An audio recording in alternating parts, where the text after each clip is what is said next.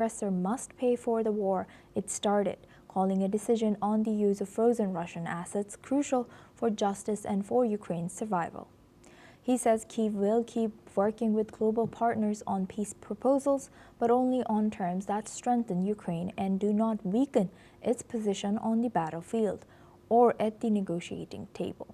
Zelensky has also stressed that the principal amounts of Russian state assets held abroad, not just the profits, should be directed towards defense, reconstruction, and humanitarian needs. He added that European and G7 decisions in the coming weeks will determine whether Ukraine can secure long-term financial stability as it faces continued Russian strikes and pressure along the front. He has said that Kyiv is ready to discuss compromises, but only those that protect Ukrainian sovereignty and never any that reward aggression or signal fatigue from its partners. I'm glad that the Ukrainian Crimean platform and its parliamentary track continues to work and keeps attention on a simple truth. Every nation and every state must be respected, and the core principle that kept Europe peaceful longer than at any other time in its history must be protected. These principles are clear: respect for human life, no changing borders by force, and no spheres of influence, a polite term used to cover the desire to dominate other nations and wage wars of aggression. This is exactly what the Crimean platform stands for, refusing to accept that launching wars of conquest is normal and refusing to normalize cruelty toward people and nations. Thank you for taking this principled position and for clearly stating that the annexation of Crimea in 2014 was illegal. The Kremlin has said that it considers it to be inappropriate to discuss elements of European counter-proposals on Ukraine, including wording related to NATO through the media. Kremlin officials stressed that negotiations should remain confidential. Moscow has also stated that there are currently no plans for a meeting this week between Russian and U.S. delegations, and noted that it has not received any official information from the Geneva talks on potential Ukraine peace efforts. Separately, the Kremlin has confirmed that a telephone call is scheduled between President Vladimir Putin and the President of Turkey on Monday.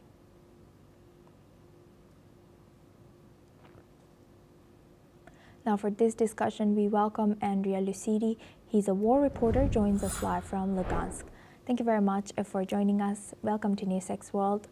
How do you think, how effective can this peace plan be while the war rages on, escalating from both sides? And what do you think, what were the changes made to 28-point U.S. brokered peace plan to cater more towards Ukraine as well?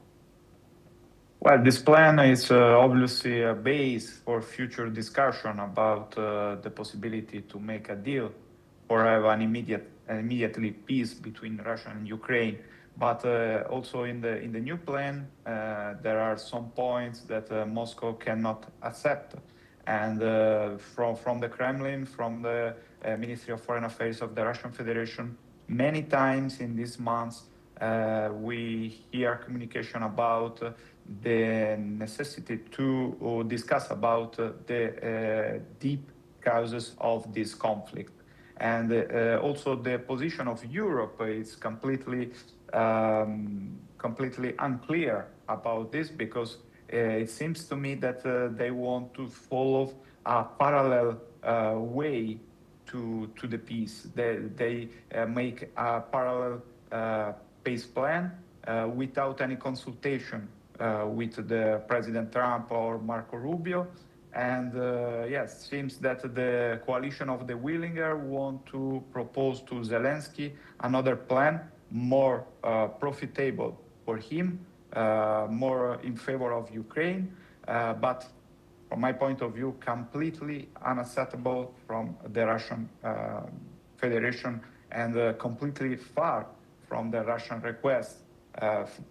The main request from Russia was that Ukraine need to be a neutral country for the future without any access to the NATO. And in the second plan that I saw from the coalition of the Willinger, this point is brought and very important for them. So Ukraine in NATO, and this is unacceptable for Russia.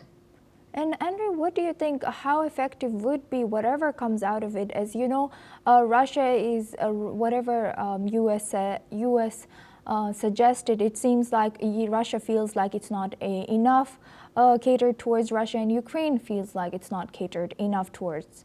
So how effective would it be, and what do you think is motivating US to broker peace between Ukraine and Russia? Well, the U.S. in this moment, the main task of the President Donald Trump is obviously to stop this war, because I think he wants to focus more attention on other zones in the world, China, Taiwan, and of course it's important for the new foreign policy of the U.S. to broke this relationship between Russia and China. And for this, they are available to give some concession to Russia, like the control of Donbass, like the control of the regions of Kherson and Zaporozhye, that are important for Moscow. But the main thing is that Zelensky is thinking that he can proceed his war without Washington, without the main. Also, Zelensky called the U.S. as our main partner. So this is very important, and I think that the European Union have not the resources for support Zelensky like the U.S. are making now.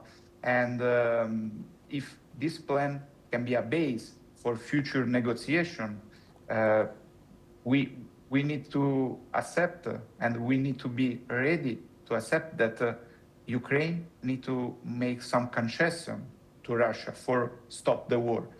But at this moment, for me, it's completely unclear the position of Europe, because they are supporting, in fact, they are supporting the continuation of the war. Yes.